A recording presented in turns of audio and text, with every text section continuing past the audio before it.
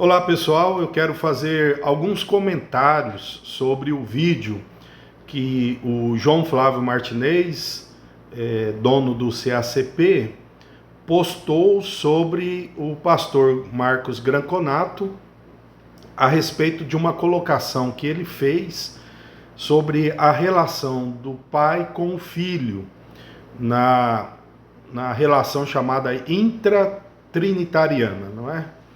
E eu quero assim destacar que o meu objetivo aqui é apontar como que este assunto, que por vezes inúmeras é sempre mal compreendido, desde a questão da geração eterna, das relações das pessoas da divindade, da chamada submissão, tanto funcional e ontológica, enfim, algumas coisas aí a observar.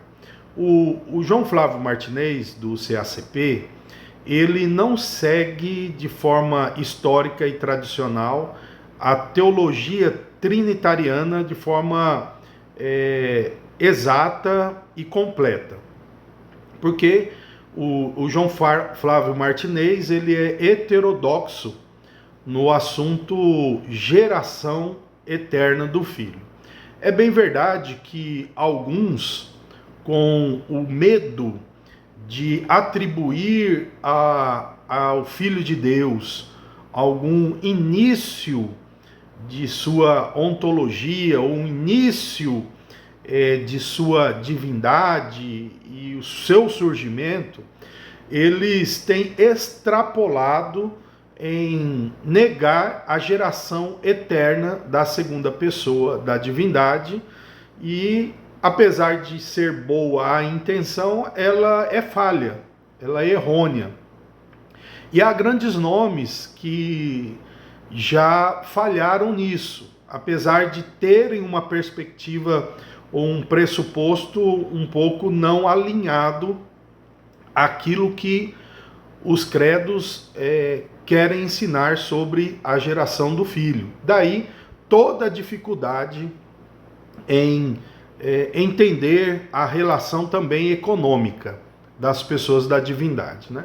João Calvino, apesar de ter um viés em que ele até concorda em dizer que a geração é apenas um relacionamento eterno, e desta forma pai e filho teriam a sua identificação, ele ainda assim parece não suportar muito que a linguagem do credo, em dizer gerado, ou seja, uma geração eterna, ele considera isso não útil, mas é um equívoco do reformador que foi corretamente aí corrigido pelas confissões reformadas.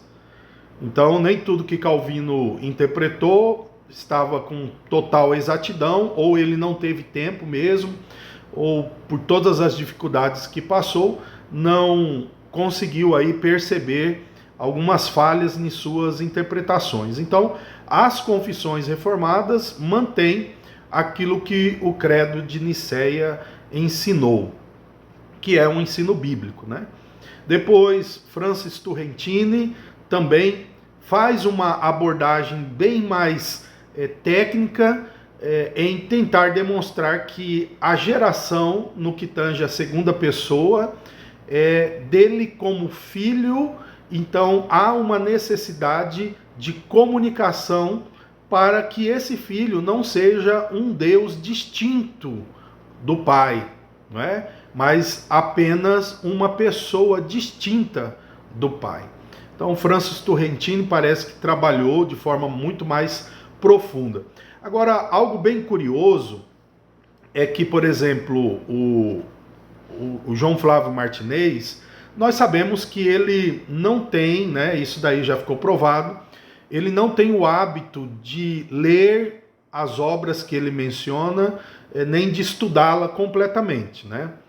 Já foi provado que aquele livretinho da congregação que ele apontava como evidência de que a cristã era calvinista. Ele nem leu o livretinho, se leu, não achou, né, o que ele procurava. Já provei aqui que ele disse que o Augustus Nicodemos mantinha a mesma tese de alguns a respeito de 1 Coríntios 13:10, quando fala sobre, eu acho que é 13:10, que quando viesse o que é perfeito, cessaria aquilo que é parcial, onde alguns acreditam que aquele texto ensina o fim dos dons.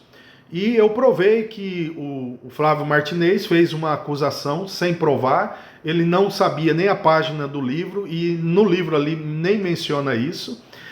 No comentário de Nicodemos, de 1 Coríntios, ele diz 2 vezes que essa não é a interpretação correta, e a Igreja Presbiteriana do Brasil, lá em 1996, numa comissão que o Nicodemos fez parte, também disse que esse texto não ensina o fim dos dons. Então, o João Flávio Martinez depois também ficou claro que ele nem leu as obras de Armínio, mas deu curso de teologia arminiana, né? Então há uma dificuldade, né? Não que ele não seja uma pessoa capaz, não é falta de capacidade. Talvez é a falta de vontade, de disposição de primeiro averiguar as coisas completamente. Então ele disse, por exemplo, que leu essa obra, né, de Armínio, ele disse que leu, né? Eu nem vou citar algo daqui, porque aqui ele disse que não leu mesmo. Mas aqui, na página 216, o Armínio, eu não vou ler tudo, tá? Mas Armínio aqui, ele diz assim, algo bem interessante, ó. Então ele fala assim, ó, a essas observações respondi que esta opinião estava em desacordo com a palavra de Deus e com toda a igreja antiga, tanto a grega como a latina, que sempre ensinaram que o Filho tem a sua divindade a partir do Pai por geração eterna. Está aqui, né? Até aqui também, quem sabe o Jamierson, né, que defende muito o arminianismo, né, ele possa observar também que Armínio defendia a geração eterna do Filho, como compreendido no Credo de Nicéia, que era a comunicação de essência da primeira pessoa para a segunda, para que ele seja o mesmo Deus, apesar de distinto, né? E aqui ele diz a mesma coisa, nesse volume, mas o Martinez diz que não leu esse, mas na página 415 ele também diz isso. E só mais uma prova, aqui o pastor assembleiano, né, Ezequias Soares, nesse livro Cristologia, ele vai dizer aqui na página 42, né, tá aqui, ó, página 42, o seguinte, né, ele fala assim, ó, a ideia de que o verbo se tornou filho na encarnação não tem amplo apoio dos expositores da Bíblia. As Escrituras ensinam que o Filho é título, sendo assim, sua existência é desde a eternidade, não é apenas como verbo. Ele já era chamado de Filho mesmo antes da encarnação, na sua manifestação teofânica na fornalha dos 3 hebreus, amigos de Daniel. Antes de vir ao mundo, aí ele cita o texto de 1 João 4,9, abre aspas, Deus enviou seu Filho unigênito ao mundo. O verbo aqui está no perfeito, que na língua grega significa uma ação verbal que começou no passado e o resultado está no presente. É o presente de uma ação passada. Esse aspecto verbal indica que ele já era filho quando foi enviado pelo Pai ao mundo e continua sendo filho. Então, o Ezequias Soares, ele defende claramente a geração eterna do filho, né? É importante eu citar o Ezequias Soares, porque para o João Flávio Martinez, o que importa é a teologia da Assembleia de Deus. Ele, em um vídeo, dizendo que estava me dando uma resposta lá sobre o caso do Nicodemos, que eu assisti e depois nem quis dar nenhuma resposta, porque ele não respondeu nada ali, mas ele levanta o credo da Assembleia de Deus, né? Então, Ezequiel Soares é um teólogo que ele respeita, né? Ele não levantou nem o credo da Igreja Batista, mas da Assembleia, né? Dizendo que aquele era o mesmo credo do pastor Nathanael Rinaldi, né? Bom, essas são críticas à forma com que ele trabalha a sua apologética e esse assunto, né? Mas eu quero ainda aqui destacar que no texto de João, capítulo de número 5, e o versículo de número 26, a Escritura diz assim: porque assim como o Pai tem vida em si mesmo, ou seja, ele é eterno e imortal, aí o texto diz, também concedeu ao Filho ter vida em si mesmo. Então veja, essa era a indignação de Calvino e de outros que negam a geração eterna, como o próprio Cornelius Van Til, que é um grande apologista pressuposicionalista reformado, e outros. A preocupação dele era, mas uma geração eterna não faz nenhum sentido, né? Bom, mas o texto aqui está dizendo que o Pai tem vida em si mesmo e ele concedeu ao Filho ter vida em si mesmo. Isso, portanto, mantém que o Filho é Deus, porém não é um Deus distinto do Pai, porque o que ele tem desde toda a eternidade, transmitido ou comunicado, melhor comunicado do Pai para o Filho. A essência divina é usufruída pelas três pessoas, mas a segunda e a terceira pessoa têm relações com a primeira. E nessa relação é que a sua distinção ou as suas distinções são identificadas. Pai, Filho e Espírito Santo. O Dr. Eber vai dizer que se você não manter isso, essa distinção da geração eterna e também da procedência eterna do Espírito, você vai ter no céu, antes dessas compreensões, o número 1, o número 2 e o número 3. E não é assim que a Escritura ensina.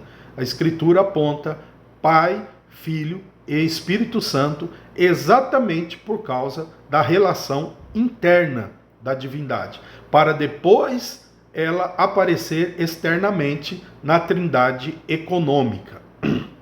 Bom, e o que isto tem a ver com a fala do Gran Conato? Eu não assisti todo o vídeo do Gran Conato, não sei o que ele vai dizer antes ou depois, mas pelo menos em algum ponto eu quero aqui apresentar talvez alguma observação. É fato que o Filho, em sua divindade como verbo, ele tem tudo da onisciência divina, mas por causa dessa geração eterna. Mas esse mesmo Filho, ele assume uma natureza humana e uma missão, a missão messiânica. Daí o que os teólogos trinitários explicam, e aí eu não sei até que ponto o João Flávio Martinez conhece teologia dogmática, né? Não dá para perceber mais até que altura ele conhece disso. Os dogmáticos vão deixar muito bem claro que essa relação aí agora com o Verbo encarnado, ela não garante que os atributos da divindade são comunicados à natureza humana. Não há comunicação. Então o Filho, na sua encarnação e de agora em diante, por toda a eternidade, ele continuará sendo Filho humano glorificado, Filho do homem. A humanidade e o Filho, ele continuará recebendo do ser divino aquilo que não é comunicado, mas aprendido, vivenciado, experimentado. Por isso que o apóstolo Paulo vai dizer lá na carta aos Coríntios que todas as coisas, né, estão sujeitas, menos aquele que sujeitou todas as coisas. Ali falando, obviamente, da relação do Pai com o Filho, com Cristo. Aí lá diz que quando todas as coisas foram sujeitas ao Filho, então o próprio Filho, né, Cristo, se sujeitará ao Pai. O que está apontando aí? A sua relação eterna com o Pai, também agora em sua forma humana glorificada. Então, sem uma compreensão correta dos termos e da doutrina da Trindade, falas como essa do Granconato, que eu não sei se ele pensou nisso, que eu estou falando, podem ser muito mal interpretadas, né? Nos manuais teológicos, eles nos dão um alerta muito interessante. Eles dizem assim, que às vezes nós falamos da pessoa usando uma das naturezas. E embora nós falamos assim, nós estamos nos referindo à pessoa. Algumas vezes nós falamos da pessoa nos referindo à natureza. E aí o que nós precisamos fazer? Uma distinção no contexto. Para ilustrar. Lembra o que Jesus disse? Que o Filho do Homem é Senhor do sábado. Mas lembre comigo, ele era um judeu e na sua encarnação ele estava sujeito ao sábado. Ele obedecia à lei de Deus. Então por que é que ele disse que o Filho do Homem é Senhor do sábado? Porque ele usa, o que é recorrente nas Escrituras, uma natureza para se referir à pessoa. E isso você vai encontrar em outros textos. Alguns falam, se incomodam muito quando escutam os teólogos reformados dizerem, né, Deus morreu na cruz do Calvário. Ou Deus estava no ventre de Maria. Maria era mãe de Deus. Aí eles, olha, vocês estão negando a divindade, a imortalidade do Filho. Vocês estão idolatrando também Maria, dando início ao Filho, ao Deus no ventre dela. Nada disso. Aí você vê que a pessoa que fala isso não compreende os termos teológicos relacionados com a Trindade. Nós estamos falando da pessoa. E essa pessoa é Deus. Então é muito óbvio que nós estamos nos referindo àquilo que é próprio de certa natureza. Vamos lá, o próprio Tomé, quando viu Jesus ressuscitado, ele disse, Deus meu, responda você, Deus ressuscita? Claro que não, ele não morre. Mas o porquê é que Tomé chamou aquele homem ressuscitado de Deus? Porque na compreensão bíblica ele está se referindo à pessoa, e a pessoa tem essas duas naturezas. O mesmo caso de Maria, se você falar que ela era a mãe de Deus, ou seja, ela portava Deus no seu ventre. Nada de dar origem à divindade. É um pensamento muito medíocre, muito principiante, muito elementar, errado falar isso, né? Então, aqui alguns alertas, né? Que o CACP ele não é confiável nesse sentido ortodoxo, né? Ele nega a geração eterna, né? Ainda que todos os credos, né? E ele ainda falou lá no vídeo, isso todos os credos falaram, toda a ortodoxia falou. Gente, ele também sabe que todos os credos, toda a ortodoxia, ou não sabe, né? Ensinou a geração eterna. Mas ele provavelmente, e eu tenho notado que muitos batistas, não sei se são todos, muitos batistas vão por esse caminho, né? Que foi o caminho também de John MacArthur por uma certa época, e ele abandonou a teoria encarnacionista, ou seja, que Jesus, o Filho, só se torna filho na encarnação. E também o próprio Walter Martin era encarnacionista, né? O grande apologista aí que trouxe a ideia de apologética contra as heresias aí para o Brasil também, ele era encarnacionista, daí talvez a influência que o João Flávio Martinez sofreu. Com isso, faço aqui os meus alertas para nos apegarmos à ideia de que a segunda pessoa da Trindade é chamado de Filho unigênito. E é evidente que isso não significa apenas que ele é o único do gênero, mas há também uma ideia de uma relação geracional entre o Pai, do qual ele está no seio, e com ele mesmo. E isso é que nos garante a distinção pessoal e a mesma divindade. Sem isso, você vai ter triteísmo. Triteísmo.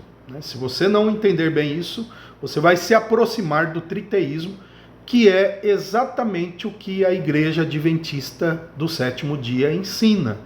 Ela nega a geração eterna, né, e se aproxima, e mesmo um teólogo adventista, no Tratado de Teologia Adventista do Sétimo Dia, admite que se olhar para a relação econômica da Trindade como a demonstração da ontologia, pode se aproximar do triteísmo, porque a única essência está ela presente de forma independente em cada uma das pessoas desde toda a eternidade. Então nós não temos um Deus apenas. Então está aqui a minha observação, as minhas observações sobre isso. Que o Senhor Jesus nos ilumine na verdade.